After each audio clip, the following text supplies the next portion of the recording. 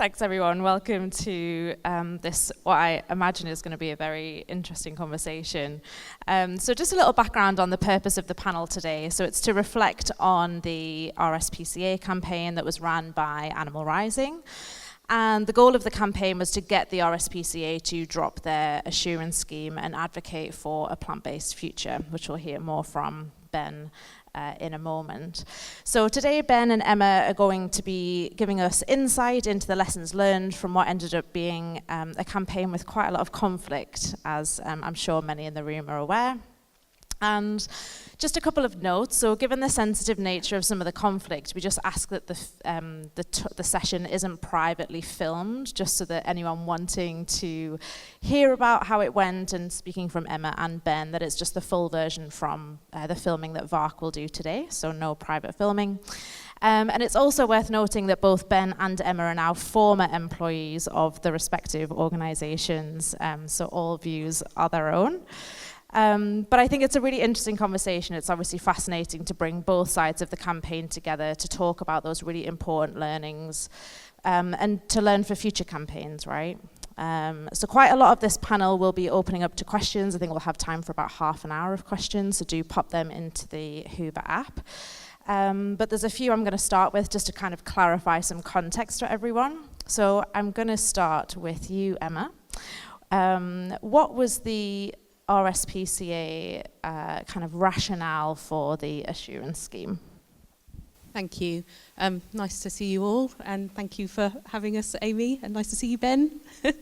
The RSPCA rationale for the Assured scheme is that the legislative minimum requirements for farm animals are completely insufficient or don't exist, that government inspections of farms is also completely just doesn't exist, in fact, in most cases, and that there is no mandatory labelling of food products, so there is misleading marketing and there's no way for consumers to know what they're buying. And the RSPCA feels that that's a gap and an area where they can make some progress for animals by allowing people who are going to buy those products to buy ones where the animals have lived a slightly better life. In addition, one of the main drivers behind the scheme is the idea that it helps to make the case for legislative change, and we've seen that in quite a lot of different areas. So we were hearing from Kate earlier about the brilliant CCTV in slaughterhouses campaign. That went into the RSPCA standards in 2011, I think, and sort of paved the way for the legislation, and there's lots of examples where that's happened, where because the RSPCA Assured scheme shows that something is commercially viable, it can be done, that helps pave the way for legislation. So the idea is it's kind of a ratchet effect, that the standards go up, the legislation goes up, the standards go up, the legislation goes up. And the standards themselves are looked at every couple of years to improve. So they're not static standards, they do continually improve and require more from farmers. Now, I understand, of course, there will be people in this room who think it's a terrible idea and it absolutely shouldn't happen. The reason the RSPCA have the scheme is because they genuinely believe it makes life better for animals. And that, having worked there, hand on heart, I can tell you that is the reason why they're doing it. From my own point of view, I'm a vegan, I'm an activist, I've been in this movement for a very long time, worked at many of the organisations that are represented here. And my view is that there absolutely is a place for the scheme. Doesn't mean it doesn't need to change and improve, but there is a place for assurance schemes in general, provided they're accompanied by really well publicised and significant meat reduction strategies and campaigning for method of production labelling to be mandatory. And at that point, I think then you do a review as to you still need assurance schemes if everything is labelled anyway. So those were my two sort of caveats working alongside. But within that picture, I absolutely think there is a place for the scheme. Thanks, Emma. That's really helpful context. So Ben, can you kick us off with a bit of the background? What was the rationale for the campaign? So the goal, and maybe I just want to not answer the question and answer a previous question.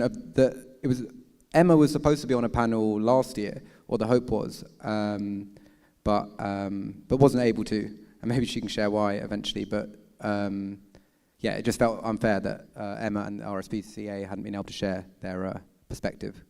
But onto the campaign, which So the goal was for the RSPCA to drop the Assured scheme, and what it involved was there were investigations of about 45 farms, there were 250 different people ordered posters and went postering across the whole country. There were leafleting and getting petition sign-ups at over 100 RSPCA branches.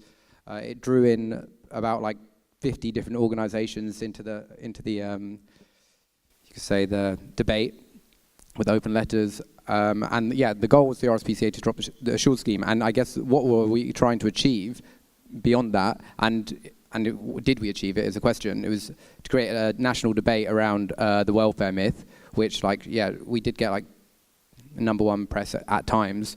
#2 was to transform the RSPCA. So what was the actual impact on the RSPCA? And that's like quite a big topic of conversation, and Emma knows a lot more because she was inside it. And #3 was to actually, it was a big debate, get everyone in the movement to fight over this tension and come out on the other side stronger.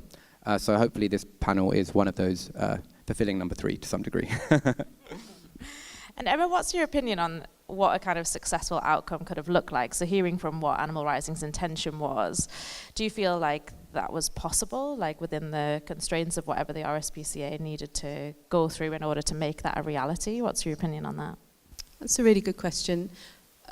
Do I think the outcome was possible? No. From the nature of the campaign, it was quite a combative campaign, quite an aggressive campaign.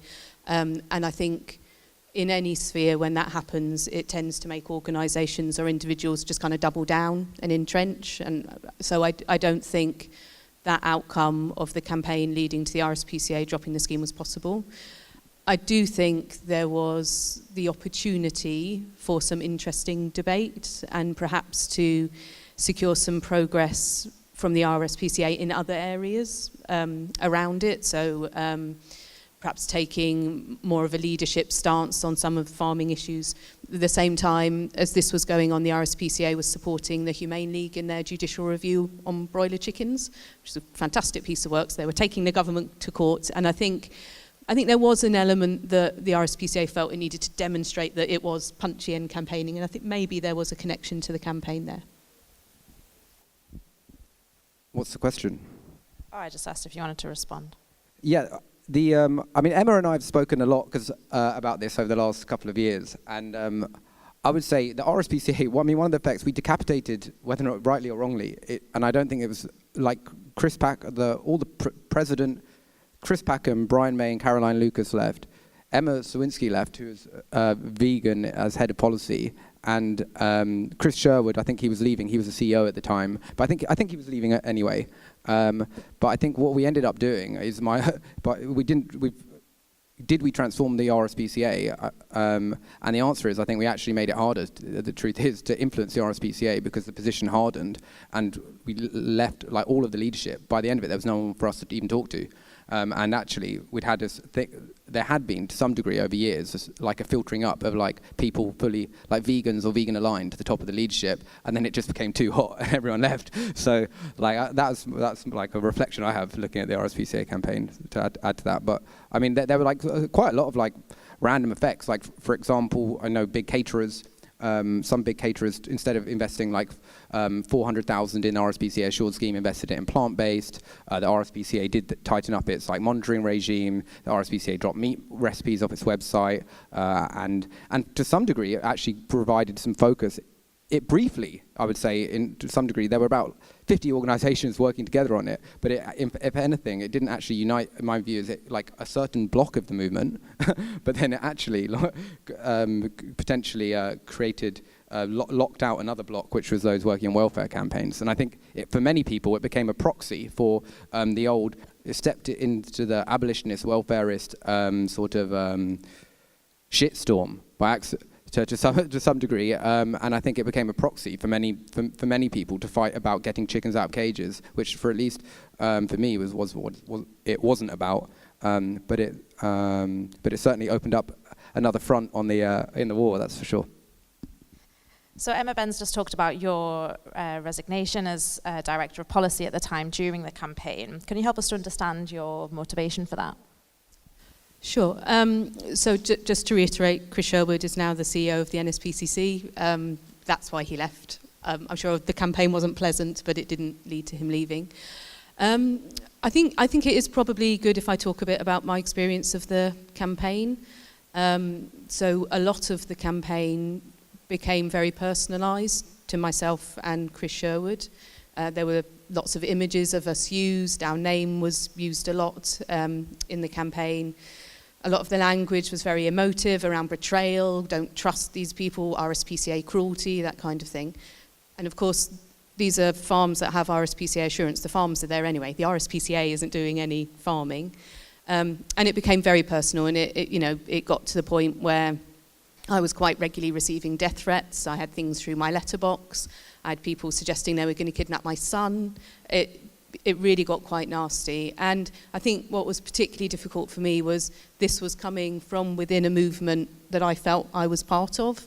Like, you're my tribe, this is where I belong. And so that was particularly difficult. And I think probably a good lesson for all of us as campaigners around when it's appropriate to identify individuals as targets, perhaps if they hold a ministerial responsibility and you're really sort of talking to them as a minister, for example, and when it isn't. And yeah, it got very difficult. And as Ben mentioned, we had some discussion about doing this panel last year, and I was advised not to for my own safety. And when you can't come to an event like this in case your safety is challenged, something has gone wrong. So something's gone wrong with us as a movement, who I think, my experience, particularly of the abolitionist welfare thing, has been, passions run high, but ultimately we do understand we're all going for the same end. We might just have different ways of doing it.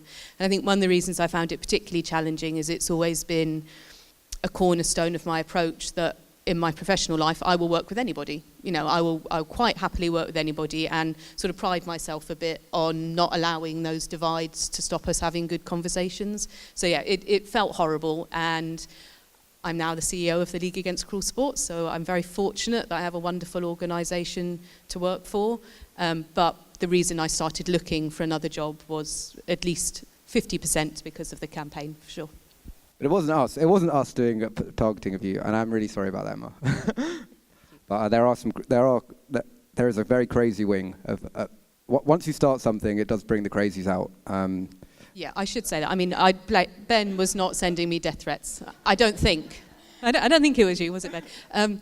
No, you're absolutely right, and I do not blame Ben or Animal Rising or any of the groups in the campaign for that. What I'm trying to get across, I think, is there are choices made that contributed to that happening around identifying individuals, some of the language that was used, and some of the messages we were getting were directly copying language from the campaign. So, there clearly was a relationship there. But yeah, absolutely, it was not Ben.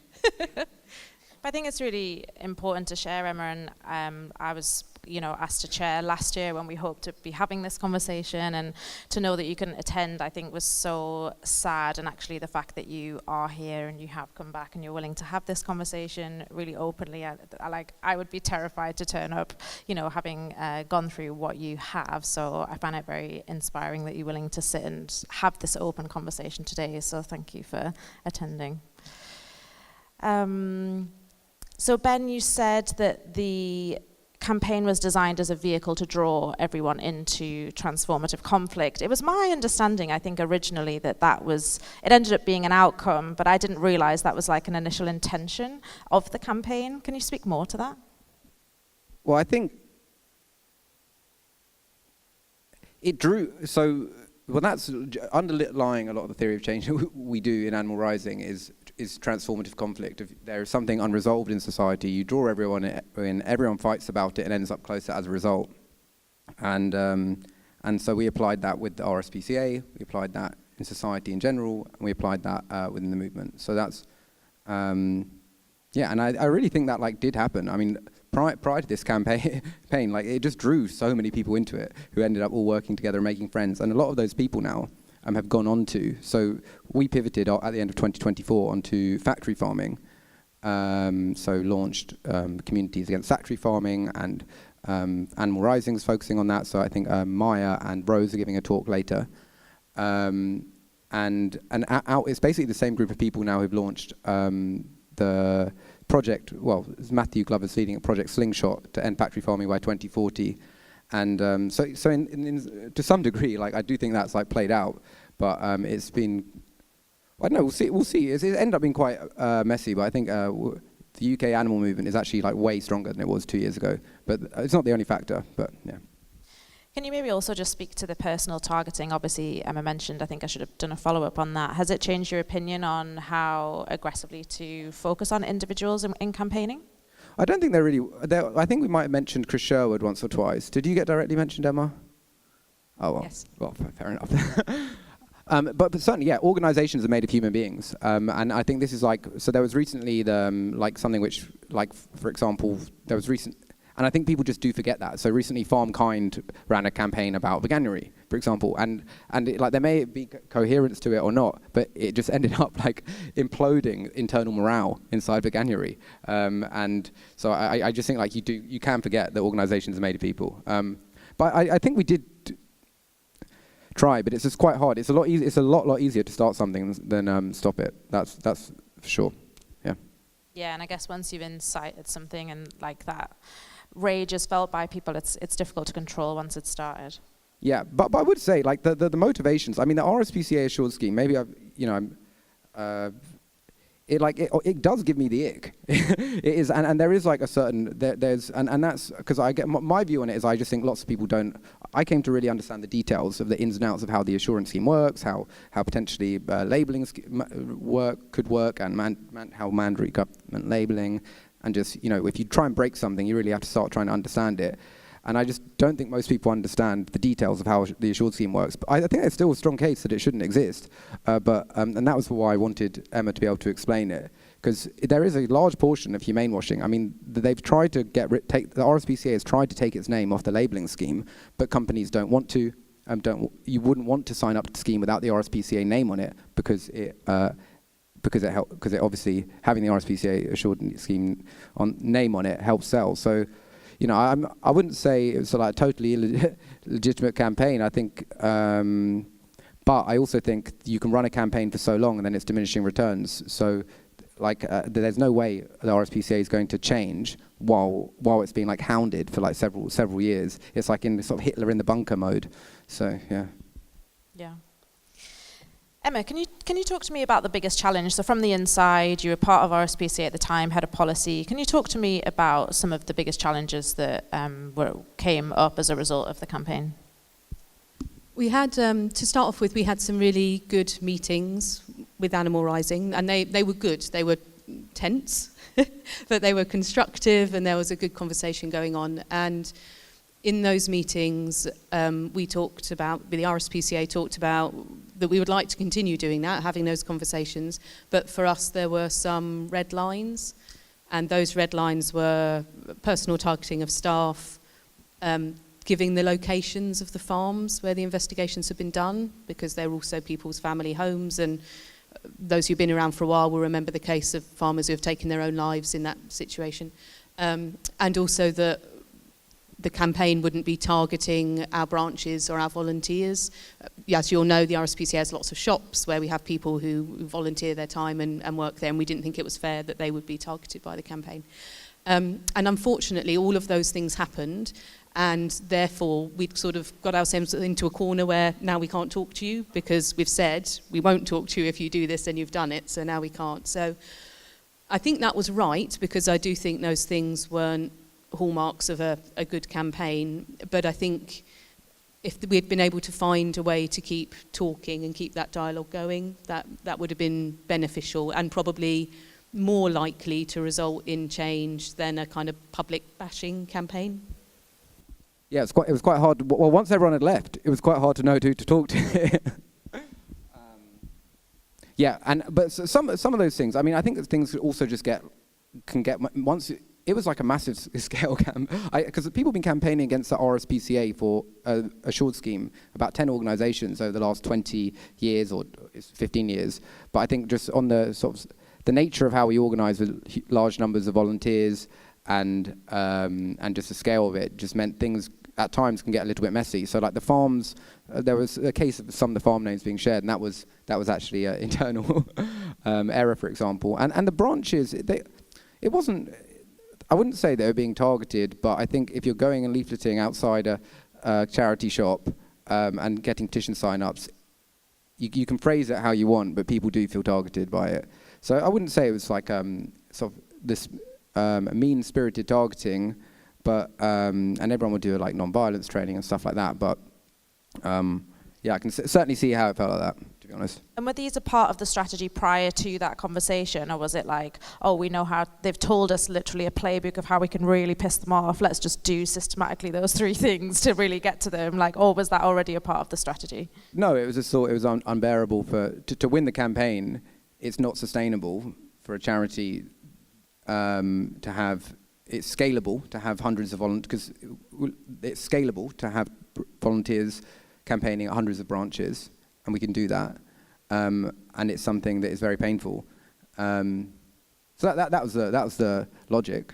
Like as an original part of the strategy. Yeah, but also to engage and the volunteers who work in the shop. So yeah, that was originally, like, there were lots of different avenues, because basically it was a pressure camp. It was a lower intensity than if you're targeting like an animal testing lab, but it was a pressure campaign, and it pursued like all the different avenues of fundraising. It was of LinkedIn. You can run adverts targeting linked employees on LinkedIn and stuff like that. So yeah, so it's just like, oh, we're going to run the campaign and we're going to try and win it. That was, and yeah, and I don't think the RSP. Yeah, that was. There were a lot of different things, components to it. Yeah. Biggest challenge for you, Ben? Something that came up that ended up like just maybe turning the campaign into something else, or like an unexpected challenge that arose during the campaign? I think I think something I didn't, which was never interested, if it did become a proxy for what I've always thought is completely incoherent, the getting chickens out of cages, that there being a problem with that. It seems like the most obviously good thing to do. And I think for one thing, like I became aware that became the RSPCA campaign became a proxy for the animal welfare versus abolition debate, which I honestly think is the original sin, the biggest waste of time, and the biggest own goal that's ever been invented. And it doesn't exist in other countries, and it doesn't exist in Austria, and they like win way more, they're way further ahead. And so I think it became clear to me that it would become a proxy for that, and I think that's like the number one strategic blunder in the animal movement, or I've certainly come to appreciate, is the absolute time wasted on that argument. So that was one thing that I was increasingly was like, oh God, stepping increasingly into this doo-doo. So that's kind of why I wanted to do this panel, was to try, I just think that's like the RSPCA Assured scheme, whatever, it's a proxy. It is a big mechanism, a big lever in the UK if you focus on welfare improvements. But I think it potentially reinforced that argument. So that was one of the internal difficulties. Because I think I did have, that's I'll stop there. Yeah, I feel like Austria is a good example. I mean, I would say that the debate does exist elsewhere. I think it's not just here, but like you say, I do think the campaign maybe brought that up again. Is there anything that you, Emma, would do the same? Do you feel like, say, that, to go back and repeat the same thing? Is there something that you're absolutely sure was the right decision at the right time as a member of the RSPCA at the time? There was a lot of discussion originally about whether we should meet, whether that was a good thing to do, whether that would just perpetuate this campaign or not. And I felt very strongly that we should, and we did. So I would do that again, absolutely. I also think, I don't think it cut through, but I think the RSPCA did try to make the case for why they think the scheme is a good idea, but also that that's not an easy decision, that this isn't something they're joyfully doing as the first thing they want to do when they get out of bed in the morning, that they're doing it because there is a gap and there isn't really anyone else who could step into that gap. And I think there was an effort to articulate that, but I don't know if that cut through, but I do think the doing of that was important, just to kind of reflect on, this is a challenge for an animal organisation to be doing this. So I think that would probably do again as well. And I do think, and I'm grateful to Ben for suggesting it, I do think this kind of thing is quite important, because it did create a lot of division within the movement, and it would be great if we could repair some of that division, and perhaps things like this are helpful. And I've survived so far up here, so so maybe that's You're doing great. Yeah, and I'd really say, like, the RSPCA, I think a lot of welfare, general point, I think a lot of welfare organisations struggle, make a very bad pitch, and I think of the work they're doing, and I think the RSPCA is guilty of that too. I mean, you said it, but that's what I was hoping. Maybe this is a stepping stone. The Assured scheme, there's no reason the RSPCA, I mean, I don't run this conference, but wouldn't be here next year. Because, to be able to advocate, like, if it's like some things are complex and nuanced, then maybe the RSPCA should be advocating it for it better. Yeah, so maybe it'd be nice if RSPCA is here next year. Can you say more on that? I feel like it's quite a general comment to say welfare groups aren't good at, like, communicating their side. Can you expand? Well, I think Connor from Open Cages, or Anima, is giving a talk tomorrow. I'm trying to lay out the case of why. I think he's calling it Journey of 1,000 Steps, because I think I often send. He runs Open Cages in the UK, which, for those who don't know, is one of the runs welfare campaigns. And I also often send him rambling voice notes about how it's just me. About how it's, they're like framing it of this, making things feel ambitious and exciting, and that's, and yeah, the pitch of how a welfare strategy can fit into, or a reform strategy fits into, is one of 1,000 steps, is rarely made very well, and so hopefully Connor does a good job tomorrow. Is it tomorrow? Yeah. It is, yeah. Thank you. I'd like to maybe finish. So one thing that's I think is interesting is your personal relationship and how that's actually developed, because you were in touch a couple of years before the RSPCA campaign, actually, weren't you, with Animal Rising, to do with the Grand National stuff. And I think generally, as you've rightly said, Emma, I think this is a great example of how you can go through something that actually for you personally has been fairly traumatic, but come out and be able to host these kind of conversations. So yeah, I maybe want to just speak to your personal relationship and how you feel as though that's developed for the better. I should say I shared the stuff about the abuse because I think there's a campaigning message in there to learn. I'm not trying to elicit sympathy from people. Yeah, I mean, and we did work well on the Grand National together. One of my things I think I've learned over the course of my career is the value of direct action activist organisations working with mainstream organisations that perhaps have more reach to government or influence, and coordinating behind the scenes what you're doing and thinking about the timing of it and how that can work. And certainly within the sector I'm in now, the League as the kind of political wing has a really good relationship with the hunt sabs who are there in the field protecting the foxes, and that works really well. So I think it kind of outlines that there's a model for what can work really well. I have no idea if I'm answering your question, because yeah. So I think that there's a model that can come out of it that can work really well. But credit to Ben. When I left the RSPCA, Ben sent me a very nice message saying, "Oh, I'm sorry you've left." Well, but that started a dialogue, and if you hadn't sent that message, we probably wouldn't be doing this now. So it's credit to Ben for reaching out, I think. Well, thank you, Emma. That's so kind of you. But it was. I was quite upset because Emma. I was quite upset because once I understood, because Emma is.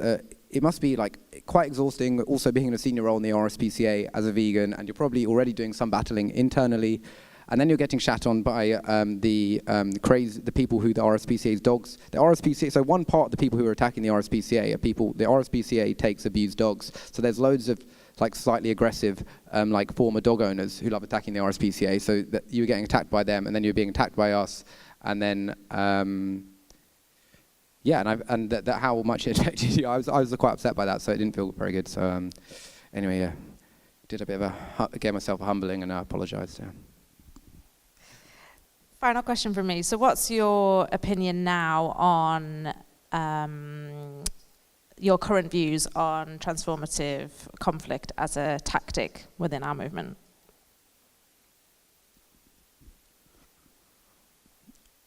I don't know if I've got an interesting thought on that. But avoiding conflicts is if anyone's read 5 Dysfunctions of a Team, the avoidance of conflict is a very dysfunctional behaviour. But there are ways to do it, and it's. I think you have to. But the key ingredient to a transformative conflict in any context is you must go into. People always forget that you too must transform. You have to go into an open heart, ready to listen and learn. But I think that's, obviously not everyone does that, including me.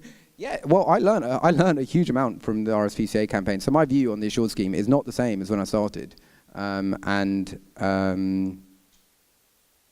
you say more to that? Well, I'm not entirely. I totally like the logic of why the RSPCA doesn't pull out of the idea that the RSPCA should drop the scheme. They are plugging a gap of there being no mandatory labelling or government. Most government farms get no inspections whatsoever. RSPCA farms get like 1 or 3, and it's a little bit dodgy at times, and it's a bit icky how it's sold. But I can totally see the logic of why the RSPCA is like, well, if we pull out these farms, there's like 75% of chickens are on this, and like 50% of pigs, and there'll be no more inspections there, and there's no incentive for standards to go down. So I really came to understand like the bind the RSPCA are in, and the answer to the problems are things like mandatory labelling. And so potentially it's an imperfect and kind of icky solution. And I'm not entirely. It's like with most things are a lot more complicated once you get into the weeds. Thanks. Same question to you, Emma. What are your thoughts on, transformative conflict? I have to say, before Animal Rising came along, I'd never heard the term, so my learning started from quite a low level. I think as an approach, it can be useful, because I agree, we have to have these conversations in the movement. Conflict can result in change, which is good. I think it's about the forum in which it happens. So I think, and I'm not sure if you'd agree, Ben, but I think if we could have kept it somehow out of the public domain, so it didn't feel like, let's just bash the RSPCA. I'm not saying that was your intention, but that's what it felt like. Then I think as a tactic it could work, and for that kind of approach in different sectors or with different organisations, that would be my suggestion. Is, can you construct it in a way where you can have that conflict and have that disagreement and have that pressure, but it isn't inviting criticism of everything the organisation does and what they stand for. Well, now we embark. Great. Thank you both so much. I'm just going to open up to the Hoover questions. So if you do have something you would like me to put to Ben and Emma, stick them in there. So the top one currently with the most votes, Ben. With hindsight, would you warn organisations against campaigning against other animal welfare organisations? Generally, yes. We're now focusing on, so I think everyone's just rounding on factory farming, and I think it's a good use of time if everyone directs their energy to fighting factory farming. I think that's a good use of time. So, a short answer to that. Thank you. What can we learn from this campaign for our internal culture as a movement? So a lot of Emma's story, you touch on non-violence, cancel culture, purity politics, and blind dogma. What can we learn from an internal culture perspective? I think there's a lesson in this campaign about identifying people as enemies. And again, this is how it felt rather than perhaps the intention, but it felt like the RSPCA were being set up as an enemy of the animal movement. And let's be honest, the animal movement has plenty of enemies, right? There are huge factory farming organisations, there are hunters, there are people who are doing dreadful things to animals all the time, and we need our friends and our allies even if we don't agree on everything. So I think there's probably a lesson around how you characterise other organisations. And I should say the flip, by the time I left the RSPCA, the view was that Animal Rising, that campaign, you were enemies. We were fighting with each other, and that's not healthy from the RSPCA's point of view as well. You're an organisation trying to make the world better for animals, so are the RSPCA. So allowing that kind of, that characterisation of the relationship, I think, is pretty deadly. But I would say the view inside Animal Rising was more probably complex and nuanced than like a sort of crazy off the rails person messaging online. Just because we obviously had a more nuanced perspective than the crazies. Yeah. Just So irrespective of the Assured scheme, what is stopping the RSPCA advocating for a boycott of animal use and exploitation wherever possible? For example, veganism, alongside its other work. Obviously, you don't work there anymore, but what's your opinion when you were inside? What's stopping them from pushing a bit harder on the other topics? It's a really good question, and I don't work there anymore, so I cannot speak for what they may think or feel or do. My view is that the RSPCA is a mainstream animal welfare organisation. That's what it is.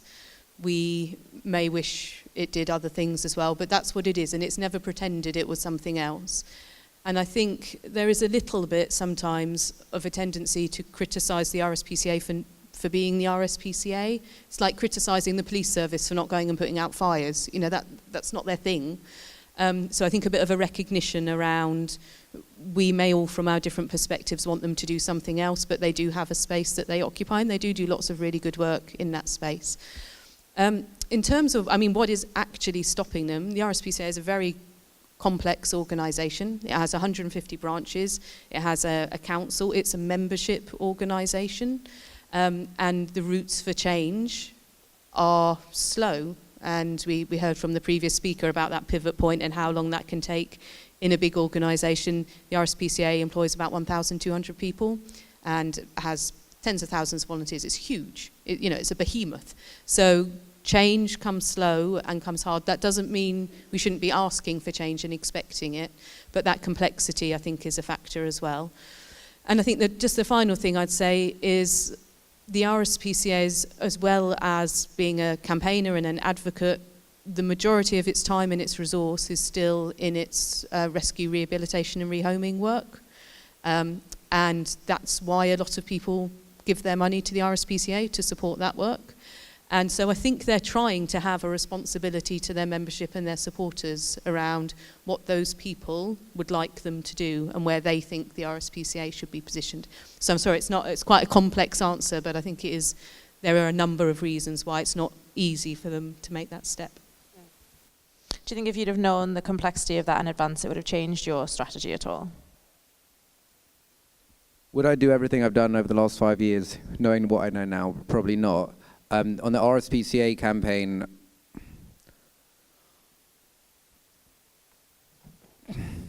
I don't know. I personally learned a lot from it, but I certainly wouldn't, if I knew now. No, I wouldn't have designed the campaign in the same way. But to some degree, I think one of the internal debates and conversations, and it was critical, was should it be a disassociate or should it be a drop message? And that was, I think, that would have been like a key difference, because disassociate leads into mandatory labeling, it leads into lots of things. The drop message, I would have thought really made sure that it wasn't in, because that is like that's like an abolitionist welfarist message. So there are significant changes I would make, would have made. That's for sure. Yeah. Thanks. Emma, is there anyone working inside the RSPCA who actually supported abolishing the Assurance scheme? Well, I don't know. You'll have to ask them. I think it's fair to say that it provoked a lot of debate internally. There are a lot of vegans who work at the RSPCA, a lot of vegetarians who work at the RSPCA, and a lot of people who work there for farmed animal advocacy reasons. I think, in my mind, those two things aren't impossible to hold together. I'm a vegan, I'm an activist, I worked at the RSPCA, I think we need the scheme. In my mind, I can make those things work together. It's challenging, but I can make those things work together. So I think there was a whole range of debate about it, but I think as the campaign moved into the territory where, as Ben said, it did feel like a bit of a proxy for the abolitionist versus welfarist model, and it did feel a bit like a let's bash the RSPCA. I mean, there were points where it felt like there was nothing we could do that wouldn't have the campaign trying to disrupt. And I think just a few weeks ago, there was an RSPCA event where they give awards to local authorities for good work that they've done around how they rehome dogs that come in through the dog warden and good social housing policies for companion animals. And I think that was disrupted by the campaign. So I think there was a feeling that actually there's nothing the organisation can do that isn't going to be criticised. So I think when it got into that territory, I think that any internal support there may have been was quietened down by that kind of approach. Not by Animal Rising, though. Well, I think that's a really good point, because for the RSPCA, it just felt like a campaign. And, there were many organisations involved in it, doing many different tactics. But for the recipient, for the target, it just feels like one campaign. But that is a really important nuance, that there were things you guys were doing, there were things other organisations were doing as well. And do you feel like those actions now, so I know Animal Rising wound down their campaign, but the campaign is still ongoing. I know of groups picking that up. Do you feel as though you were saying there was nothing they could do to kind of, the campaign would still keep on going? Do you feel like the RSPCA put something in place to try and kind of improve things or make any change internally that would kind of justify a full campaign stop? Well, the ask of the campaign was to drop the scheme, and it didn't feel like there was an interim step that would have satisfied the campaign. And I guess to Ben's point, was that the right ask? I'm sure there was a whole range of different asks that were discussed. So it didn't feel that there was anything the organisation could do that would make the campaign stop other than drop the scheme. And the scheme, from the RSPCA's point of view, the scheme was doing good things for animals. So they couldn't drop it because they're the RSPCA, they're an animal organisation. So it felt a bit impossible. Yeah, okay. The Animal Rising investigation uncovered approximately 280 legal breaches across farms.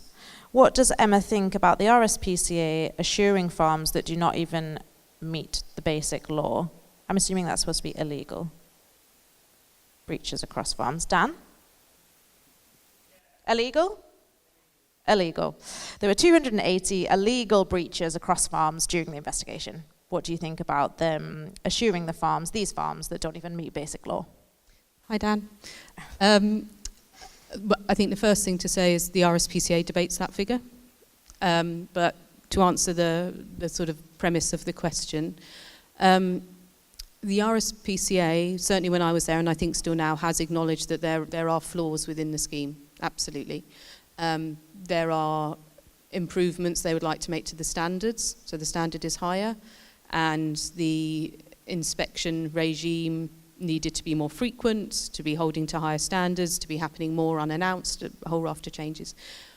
When I left, which is just over a year ago, most of those changes were underway, and I'm sure you will have seen they have grown their inspection team quite dramatically, so they're actually doing the things they said that they would do. So should the RSPCA be assuring farms that aren't meeting legal standards? No, absolutely not. They should be kicked off the scheme. And the sanctions that were applied was another area that was being looked at when I left, because, as I said right at the beginning, the fundamental belief at the RSPCA is that the scheme does good.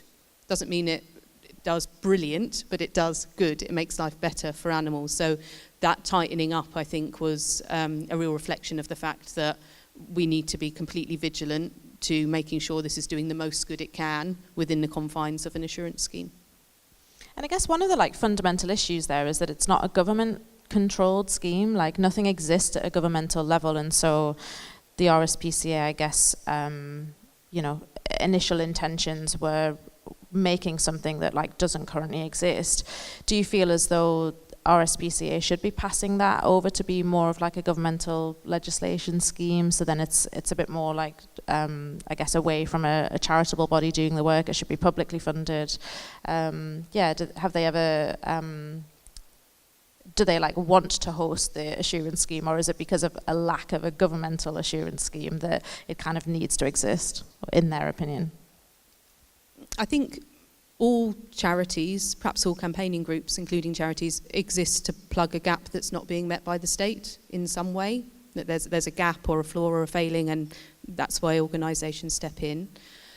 I think that's absolutely the rationale behind the scheme, is that there is no mandatory labelling, there is no real government inspection, and the standards, the legislative standards, either don't exist or are terribly low, so that they can step in and do something there. They've campaigned for a very, very long time on mandatory method of production labelling, and they've called for it. They've worked with the government on how to shape it. It was one of their major campaigns for quite a long time.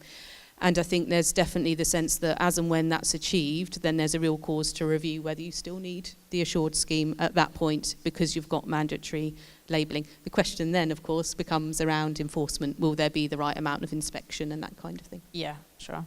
And I'd just like to add that there's a range of views within animal rising and animal movement in general. I think there are still some, I think I have probably a more, I'd say, I don't want to say so other people don't have a nuanced view, but a more, maybe a softer view. But there are still people who just think the Assured scheme is a total crock of shit and should be got rid of. So I just want to share that is a view held. Yeah, like hence why the campaign's continuing, right? There's obviously passionate people in the space. I think Project Phoenix are leading campaigns and obviously feel passionate enough to keep that campaign going. So, yeah, as you say, there's kind of a wide range of viewpoints left within the space, even after this conflict. Emma, can you speak to the concern that the scheme drives well-meaning consumers to choose RSPCA endorsed products, whatever that is, when they might otherwise have chosen a vegan option? Yeah, I can a bit. So I think there is a belief in the movement that if, let's forget the RSPCA for a minute, that if assurance schemes didn't exist, then people would buy vegan products instead. And from my perspective, I see absolutely no evidence for that whatsoever. And in fact, the evidence that I have seen points the other way. So to give an example, the RSPCA Assured program covers about between 1% and 2% of meat chickens, of broiler chickens.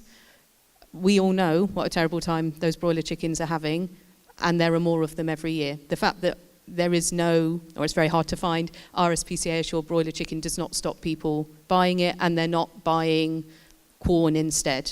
They're just buying chicken. Likewise with duck, the RSPCA standard requires ducks to have access to water. Of course it does, because they're ducks. And none of the UK duck farms, certainly when I was involved, could meet that standard, and therefore there is no RSPCA Assured duck. I don't think the existence or not of a label on that packet is influencing people's choices. So I think, I find it hard to articulate this well, but I think we all want that to be true. We all want it to be true that if there wasn't this label on the packet, that people wouldn't buy it and they'd buy something vegan instead. But my background is that kind of data and evidence-based campaigning, and I don't see any evidence that would happen, sadly. So I don't think it is driving consumption. I hope and I believe that it is making a small difference to better consumption, in that the animal had a better life. Thank you. Because animal rights are so important to people that we justify aggressive and intimidating behaviour towards others as a means to an end, a means to a good end. In your view, how can we make this change without resorting to this kind of behaviour? Well, that sort of behaviour was actually when Animal Rising Rebellion at the time was created. I mean, there is a stream of aggressive. I mean, activism attracts a lot of different people, including a lot of damaged souls, I would say, who want to shout at people. That's definitely true. So that's. I don't know. So we in Animal Rising do like loads of non-violence is at the core of the organisation. I mean, it ended up like, you know, if you start something, it draws in a lot of people. But so we do like a lot of training. We do something which we sometimes call cultural signalling. So part of the reason creating Vegan Support the Farmers organisation was to chase away people who couldn't do that. So at the start of Animal Rebellion, things were done like, for example, maybe it was a bit cringe, but like we love the police or something. I don't think it was as much as that, but it was like stuff because there was like ACAB, like to chase away that sort of energy. I mean,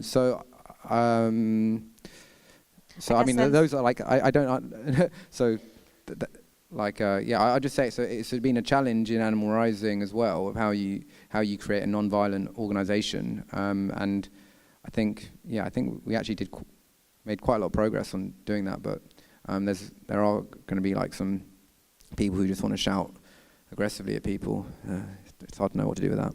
Yeah, I guess it's like the nuance. So Emma, you've been on like the receiving end of some of that personal targeting, which was from Animal Rising. Like I guess you were saying some of it was against Chris and like naming you, for example. These more kind of intimidating behaviour rather than violence. I think from Animal Rising. How do we kind of navigate wanting to use that as a tactic, which groups often do, without resorting to it going like too far as it has done in this case? I don't think it was ever Animal Rising's intention that any of that would happen. I don't think it was a tactic that they were trying to deploy, absolutely. How do we stop it happening? I think there's precautions that you can take around when individuals are identified. I think I described before, I think there's some instances where perhaps it's justified, where you're essentially talking about the post someone holds rather than them as an individual. So at the League, we do a lot of work directed towards the minister who has the animal welfare brief. Now, it's not aggressive, it's not inciting violence, but we do name her and talk about her, but that's because of the role that she's doing. I think it's probably just an awareness of what could happen and taking some steps around that, because one of the wonderful things about our movement is the passion that people have, and it would be a sad trade-off if we did something that got rid of that passion. I think it's about making sure we're being fair in how we're targeting things. The RSPCA is not responsible for factory farming. People get very angry about factory farming, so do I, but let's make sure we're directing that anger in the correct places. Thank you. I would just add as a small caveat, the RSPCA is also is not like teeny tiny. It's like borderline. It's approaching a government institution in that there's King Charles is the patron, and it's got a budget of 150 million, and it's got some powers to prosecute. I would just highlight that it's somewhere in between, but I do agree with you. So, yeah.